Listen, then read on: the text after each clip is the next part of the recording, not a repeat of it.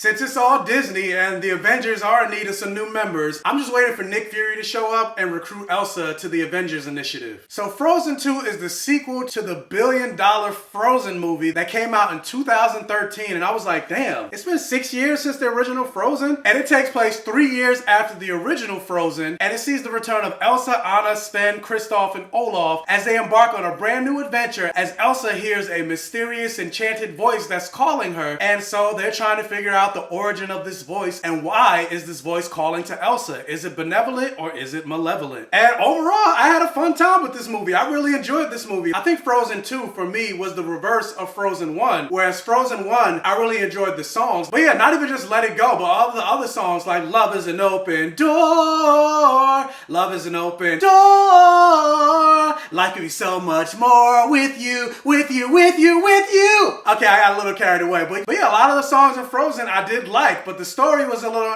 In Frozen 2, I thought the storyline was far superior than the storyline for Frozen 1, but on the other hand, the songs weren't all that memorable. Like the one song that I did walk out really enjoying, I feel like they tried to capture the same beats and same emotions that Let It Go hit you with, although it wasn't as good as Let It Go, but it was still pretty good, was that song Into the Unknown. I really enjoyed that song. That's really the only song that I walked away remembering from this movie. I can't even hum or give the names of any of the other songs from this movie. They were very forgettable, but the storyline wasn't. I feel like they took the relationship between Anna and Elsa and they just made it that much stronger. Like I really enjoyed watching their bond and how much of a ride or die Anna is for Elsa. And the line that I loved in this movie, and it's something that they show in the trailer, when Elsa said to Anna, "Why are you running into fire? Like you can't just run into fire to save me." And Anna was just like, "Then stop running into fire and I won't come after you." I love that line, and that encapsulates their entire relationship in this movie and even in the previous movie. Also, Josh Gad as Olaf, like I love his character. Like he was way funnier in this movie and he had more to do. And not only did he have more to do, but he was pretty integral to helping them figure stuff out. Like when you think of Olaf, you think of him as this kind of dumb, naive snowman. There's still some of that, but at the same time, he's pretty smart. Really, I only got like 3 criticisms for this movie, and they're not even that major of criticisms. Number one, the songs weren't all that impactful in this movie as they were in the first one. And also, Kristoff didn't really have that much to do in this movie. He was just there. So it's like, take him out of the movie and you don't really lose anything. I feel like they should have maybe gave more for Kristoff to do. And then also, there's another thing that happens in the movie that I was like, okay, well, this is stupid. And it's gonna be a spoiler, so if you haven't seen Frozen 2, mute this section and I'll wave my hands to let you know when to turn the sound back on so you can get my rating for Frozen 2. So yeah, you've been warned. Spoiler. So there's a part in the movie, basically Elsa is trying to discover this mystery of the past of her parents and her grandparents and the origins of her magic. And there's a part where she ends up getting frozen herself. And I was like, well, that's kind of stupid and also negates the whole Let It Go song when she says, "The cold never bothered me anyway." Well, apparently it does bother her because she's frozen in ice. And I was like, that's like if Iceman from the X-Men is frozen in ice. And I'm like, well, that's stupid.